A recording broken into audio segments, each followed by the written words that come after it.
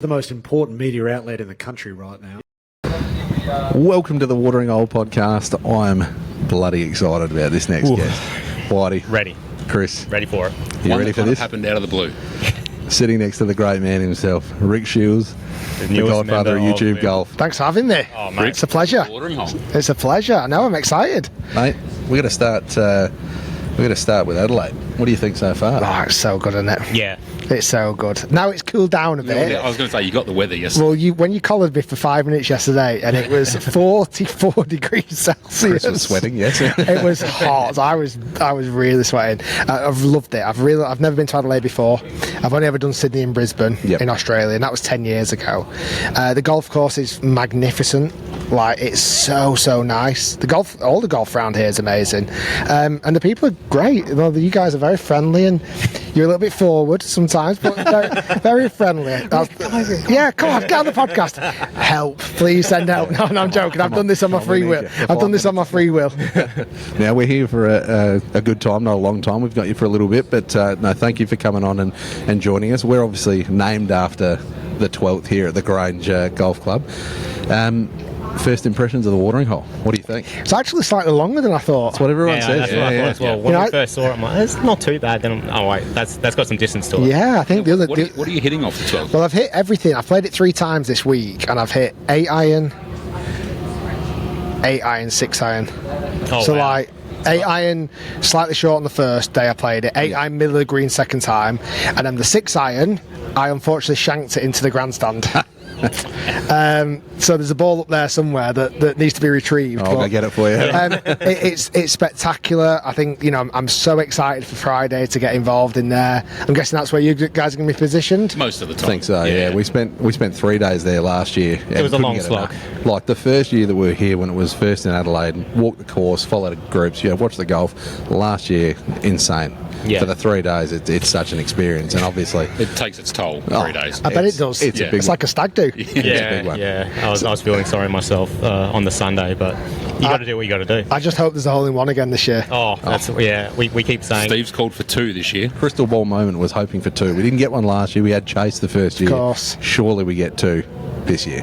Come on. I'm not sure if it quite works like that, but I like your optimism. Wishful thinking. Do you think? Imagine if like one of the Aussie guys got it. Oh, Well, that's Adelaide will shut down. I think it would. Yeah. Isn't there a rule on the hole that if you throw your drink down there, you get kicked out? Allegedly. That can't happen if there's a hole-in-one because you can't kick everyone out. No. No, that's right. I mean, Last year was starting to get pretty rowdy, and maybe they need to chuck a couple of rules in there just to keep us at bay. I say us, as in the Adelaide crowd. So chucking your beer after just making a 6-foot par putt shouldn't be allowed. A hole-in-one, it's It'll okay. be for something special. It should say like no throwing drinks except hole-in-ones. Yeah, exactly. So let's go back just to the start of your journey. Obviously, you're such a massive figure on YouTube. To beginner golfers who are testing out gear, everything you do, obviously tutorials, you do gear reviews. How did it all start, and did you think that you would eventually get? I mean, probably not. You didn't think you can get to this point. No, when I started 13 years ago, I expected to be sat right here on the Watering Hole podcast. This was the dream. This is the bookend moment. This is the end of it. This is us. No, listen. You're welcome, Rick. Thank you. When I first started 13 years ago, it was really just to help myself become a busier golf coach. And I love social media. I've always been into when like MySpace first came out, and when Twitter was a nice platform to be on. It's not so much anymore. Not so much anymore. Like Facebook and YouTube, I've always been a huge consumer of those platforms. So when I wanted to promote myself as a golf coach, I kind of turned my hand to YouTube, and I wasn't the first. There was a handful of other creators at the time, but I just got addicted to it. I just absolutely loved it. And then, and to be honest, I've not really stopped for 13 years. There's hardly been a window where I've not been uploading. I might have had 2 or 3 weeks not uploading sometimes, but I've been really consistent for 13 years and filmed all different places around the world with different amazing people. And now I'm on this wild new adventure with LIV, which is really exciting. So obviously, let's go then skip forward to LIV. Obviously, the opportunity. How did it come about? Were you shocked that it came about?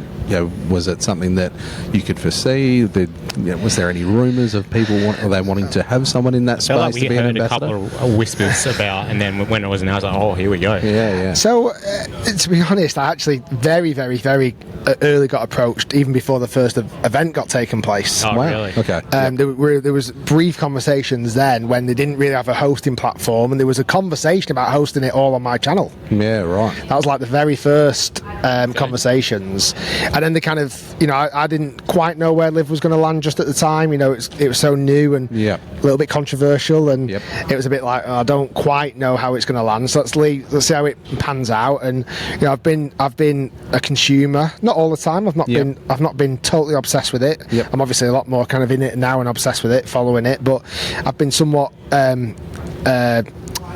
was the right constructive criticism over my time. Yep. I've tried to give constructive feedback. I think they do a lot of really good things. I think some of the aspects haven't been great or perfect yet, Or need improvement, as you've improvement. said. Yeah. And that's what we're seeing all the time. And with Scott O'Neill coming on board as the new CEO, having some brief chats with him, I'm really excited about the future. So the actual conversation about properly me getting involved started last February. Wow. Oh, wow. Okay. So right. a Been year sitting ago. on that for a while. Just like, It's been a while. It's been a while because the original plan was to launch it for JCB in July in the UK. That was our original plan. Yeah. But then things like this take a long time to plan and to execute and to understand the deal from all sides. And then kind of once we'd passed JCB, it was like, right, well, let's reset. Let's try and launch it for the start of 2025, and that's kind of what we did really. But in that time, I spent some time with Greg Norman. Went and played at Turnberry with Greg Norman. Nice. The Sunday of the Open. I went over to the showdown where it was Bryson and Brooks versus versus Rory and Scheffler. Again, spent loads of time with the LIV guys there. Went over to New York to the offices, had lots of meetings. So it kind of just materialised.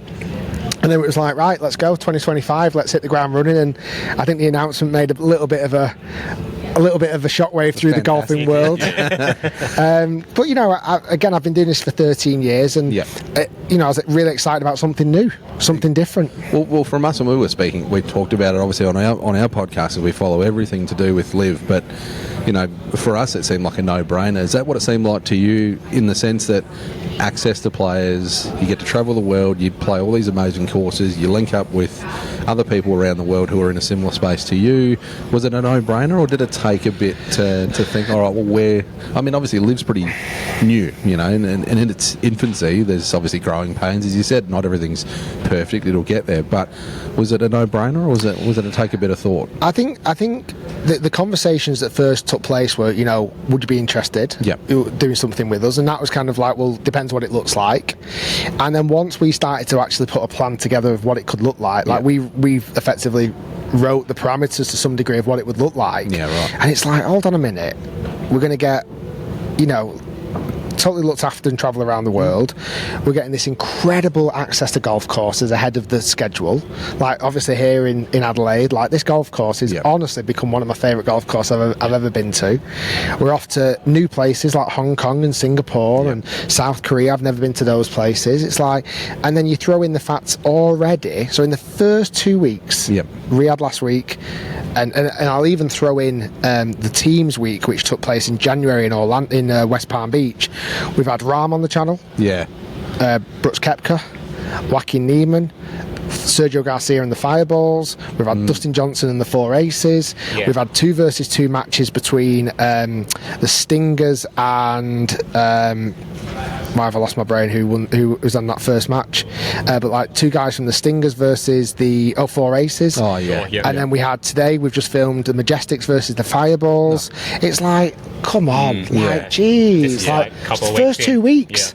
So then, and I'm like, this is unreal, and the guys have been great. So then to tee up those kind of schedules, I think you mentioned this in the video with Rahm. You've been trying to organise it for that long, and then you've just said in 2 weeks you've managed to make it happen. And I think what I've been really happy about is obviously there was a bit of backlash when we did the announcement, I had a look at the a little bit of a fiery comment section. Weirdly though, in social media, unfortunately, negative comments, if anyone adds a bit of fuel to them, they certainly go up the rankings. If you actually properly read through all the comments, which I kind of did, I didn't want to, but I did. it was actually fairly balanced. Oh, that's good. Yeah. You know, I think the negative ones did get to the top of certain threads, but it was actually fairly balanced, and a lot of people kind of gathered and went, hold on a minute, a bit like a little bit, but also a bit like what you said. Hold on a minute, when you actually think about the opportunity, and for us, it's like, I'm just going to show you. I'm going to show you what this is going to do. And once we've started uploading content, the comments have flipped 180 degrees. They're overwhelmingly positive. They're seeing what access we can get. They're seeing the side of golfers that you wouldn't normally get to see. They're getting to see these amazing golf courses, and suddenly the viewers are going, okay, I kind of get this a bit more now. Yeah.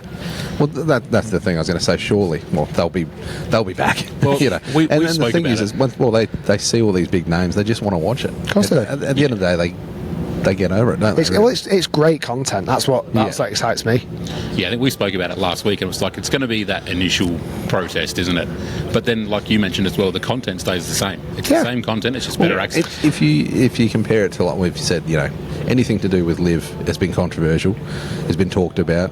When Rahm came, you know, over, people were like, I'm not going to watch Rahm ever again.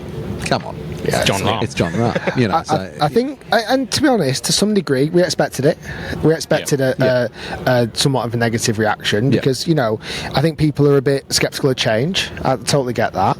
But I think once we kind of showed the audience that, like you said, it's still the same. It's still my wonderful production crew at making the videos. We've hired a few new recruits. We've upgraded our camera system, but it's still us. It's still me. It's not like it's totally changed. It's not like that. You know, the next video you're going to see me riding around in a Rolls Royce and jumping on a private jet, and like, Joe, it's like Not yet. not yet. Give it time. That's next week. But like, it is still the same. It's still me. I felt like I've actually played a little bit better golf recently.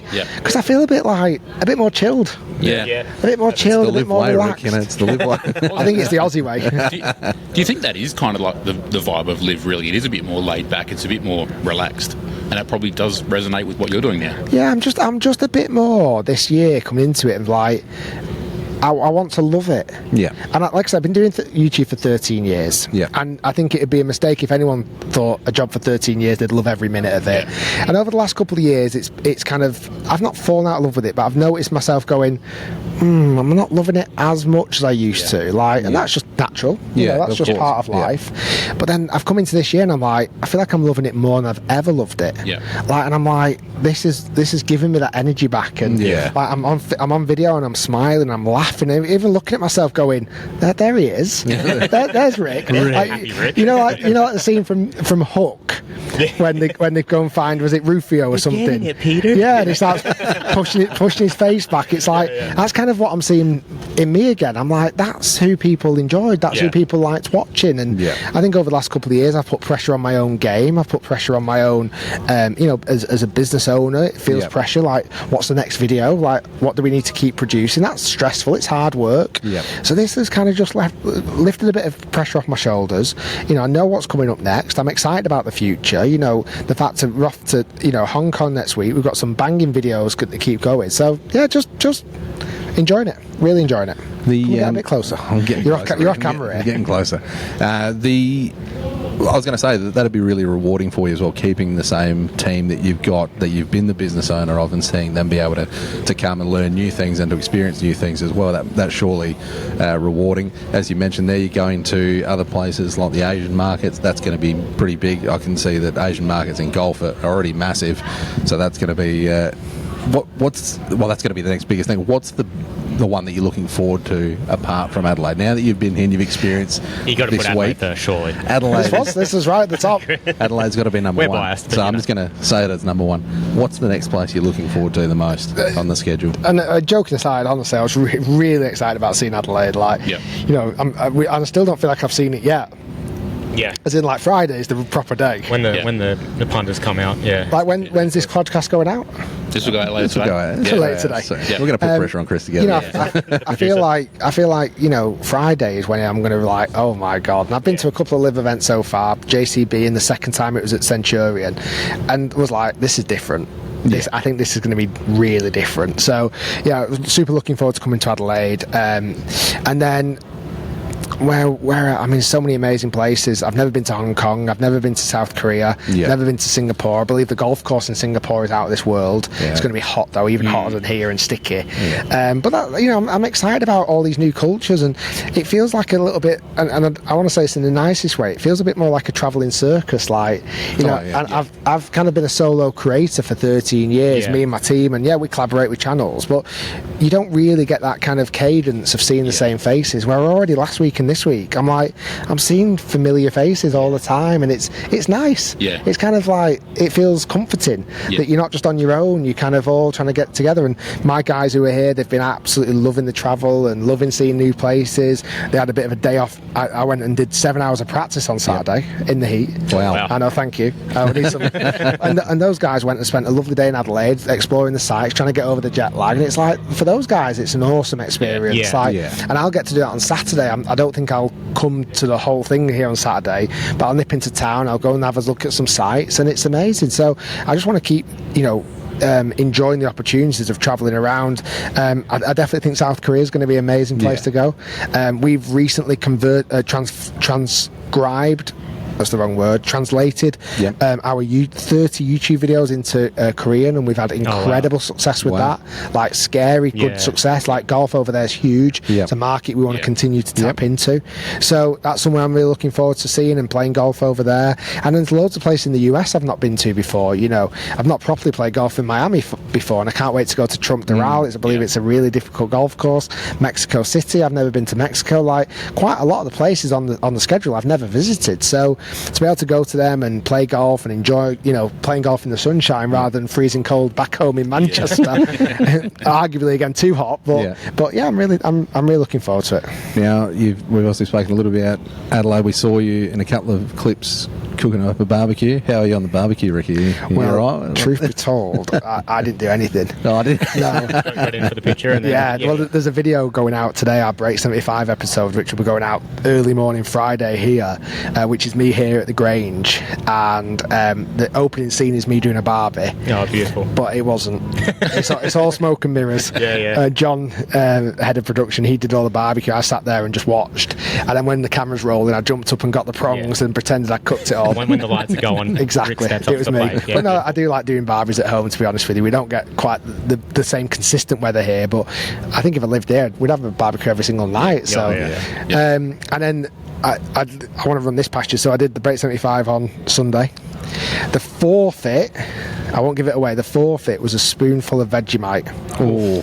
See, I'm Australian, obviously, but I'm not a Vegemite guy. I'm not a Vegemite guy either. Me, my son's crazy about it. Vegemite and peanut butter together on toast. That's a tip for you. Okay. That's that's the weirdest thing. That's absurd. It's beautiful. I'll take your word for it. Yeah, I'll take your word for it. So yeah, we're trying to bring in a little bit of that as well each and every venue. Like, if I don't break 75, let's put a forfeit on the line. Or last week in Riyadh, I had to jump into a freezing cold pool. That looked, I shot 76, which is annoying. So that looked nipply. but you know, I feel like I'm playing a lot better golf, and you know, I think my golf game will really improve this year. You know, it has to. You know, again, in the last 2 weeks, I've played golf with probably 3 or 4 major winners. I was going to say, simply being around these guys, you just get a bit of an energy from them as well. It has to be. I can't go around chopping it up all the time. I'm sure it's like nervous energy, but still you kind of raise your game to try and match that. Yeah. And I must, again, whenever I've filmed with pros before, I have been super nervous, really nervous. Again, these last 2 weeks I've been, you know, a little bit nervous, but much more chilled. Because I think in the past I've had a day with a player, you know, we've already prearranged it, a day with a player, and it's like, that's your day, that's all you're going to get. If you miss that day, you might not get that chance again. Yeah, exactly. But I feel like this, coming in on this journey, you know, if let's say John Rahm on Monday said to me, Rick, I'm a bit jet lagged, pal, can we do it next week? Yeah, okay. Yeah. See you then. Because it'll kind of happen again. Yeah. So I'm not putting as much pressure on myself of going, this is my only one chance. This doesn't quite work. It's okay. We can do it another time. Yeah. Might not work perfect, but we can do it next time. Yeah. So I feel super chilled. Excellent. With LIV, obviously they got the team thing, and you've spoken a bit about in your podcast with Guy about the team sort of, you're hoping that they sort of find a home base, maybe that it becomes a bit easier to follow, to support, or to get interest in. Have you got a team that you're leaning towards? I know it's probably hard because I have to be quite neutral. I have to be quite neutral. I do, that's one of the things that I'm really looking forward to in the content, is really starting to showcase these teams, because I've said it before and I'll still say it now, there's a disconnection between fans and teams. Australians, it's easy. Isn't it? Yeah. Support Rippers. Done. Like, you don't even have a choice. Like, it'd be weird if you bumped into an Australian and didn't support Rippers, right? To be fair, I kind of I love merch, so I buy everything and everything. I mean, I've got a Legion 13 hat I got in there. trouble for that here last year from Cam Smith. Because I came, after they won, I came here to the press conference wearing a 4 Aces hat. And he walked out, just shaked his head at me and goes, "Wrong hat, mate." It's just well, that's it, but like, it's obvious, and Stingers have got that as well. Like, the South African Sport Stingers. I don't think many other teams have.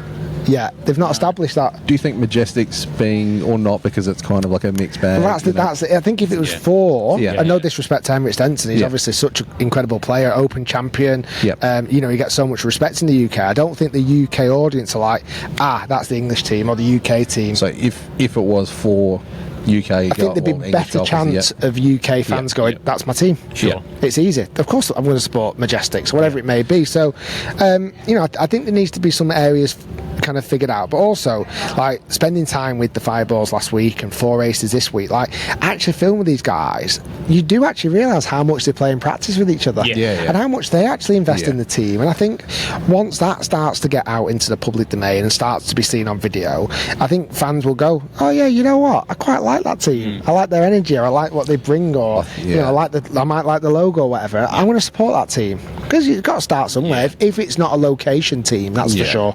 I think a lot of the personalities really shine through, and especially with their social media teams and just the personalities they have. Like Phil doing all his YouTube stuff. It's great. I love seeing that. It's so good. Have you had LIV players come and get advice from you, from the social media and the content creator? Because I think the LIV guys, they have that freedom to do that sort of stuff. And they'll learn a lot. What do you mean? Like, just pick your brains about YouTube. God, yeah. And we're offering that support. We're offering that support to teams. Like, we've met pretty much every team and kind of going, if you want to set up a YouTube channel, let us know. Let us know. We'll let you know the pitfalls. We'll let you know what to do, what not to do. We've got great connections with the guys at YouTube. Let us put you in touch with them. Have you thought about doing this? Have you thought about doing that? So we've kind of been acting in this kind of LIV ambassador role as like support and help and going, let us give you some advice. That's the great thing. Some teams want it, some teams don't need it. It's fine. And I think you can see a bunch of the teams starting to go down that avenue. It's great. It's fantastic, and it shows that your relationship's a two-way street, which is amazing. And that's the big thing. And players have been so great coming on the channel so far, because as much as it's not like a normal appearance where they might get a fee, but they understand, hold on, the value here is actually this connection to this new audience, or getting on the channel and maybe changing people's perception of them. Like, positive sentiment, it goes a long way. So I think that's the good thing with players and teams. Are like, you know what, we're getting it, we're understanding it, and each week we're putting a report together and sending it to teams and players and going, there we go, that's what we've done, that's how many views we managed to gain in said place, and this is what people are saying about the guys we filmed with, and we go, oh yeah, I fancy a bit of that. But we've had no resistance. It's been great. That's awesome. So I guess then from here you've obviously got another 12 events would be after this one, wouldn't be? Is it that you get to go home for a bit and you spend a bit of time, then you come back out to Singapore, and then obviously did this work well with the family? It was just a good choice to do this kind of thing rather than just trying to travel and work out stuff on your own? Honestly, my wife has been so much more pleased that I've got a schedule. I was going to say. You got some, because normally I don't. Like, bit of structure, the amount of times I'll say to her, don't forget I'm going to such a place next week. And she'll go, are you? I'll go, yeah. And she'll go, oh, great, thanks for letting me. I was like, I told you like 4 weeks ago. I do that one with my wife too, She doesn't believe me. I told you I was playing golf next week, where this, we sat down pre-Christmas and went, right, that's my schedule. And we wrote it in each other's diary, and it's like, okay, that gives me some... I understand now. There's going to be some things you can do. There's going to be some times you can't. When I'm at home, I'll be able to spend more time at home because I won't need to film as much because I've filmed so much content with LIV. So, I'll get back on Sunday afternoon, spend some time with the kids. They're actually off on half term next week, so I'll probably just have all of next week off and spend some nice time with the family and kids, which I'd never normally do, ever. I've got another week then before flying out to Hong Kong, and I'm away for 2 weeks then. But then we've got 2 really local live events. We've got Adelaide in Spain. That's only down the road. I might even take the family to that. Yeah. Like, I might get a nice villa and let them stay. You know, I was going to say probably a good family sort of environment here, so you take the kids and stuff. And JCB, a home course of mine. I've just joined there as a member. You know, that's only 2 hours down the road from me. For you guys, that's round the corner. I get that, but like, it's 2 hours down the road from me. You know, I can probably sleep in my own bed every night. Yeah, well, I mean, we were going to say, we actually asked this question, well, Chris asked this question to Ian Poulter in one of the virtual presses, and said that we kind of see JCB becoming the next biggest live event, purely for the fact of, you know, like English get it the same way as what the Australians do, and we can see like the watering hole, the party hole. Yeah, I was on that last year, yeah. Surely, do you think that grows again, just with some more time? Do you think that becomes the next event that could rival Adelaide? I mean, I don't know if it can rival Adelaide as much as you guys have definitely got a slightly different energy. That's the answer. I think you guys have definitely got a new energy, but I think as a spectator venue, you know, I loved my time at JCB last year. It's a wonderful location based in the UK. It's right in the centre. You can get people from London and from up north pretty comfortably. I think it could, football wise, it's a big enough venue to get enough people around it, and it's a fantastic golf course. So I think that could possibly be the next kind of, like, if you don't quite get to Adelaide, you need to get to JCB, and then you need to potentially get to Miami. I think Miami's going to be a huge one this year as well. Definitely. Because that Majestic Arms on, I think it was the 9th hole. It was. That looked so good. So good. Fit really well. And I think a bit like what teams are starting to do. If Rippers, this is their home event, JCB is Majestic's home event.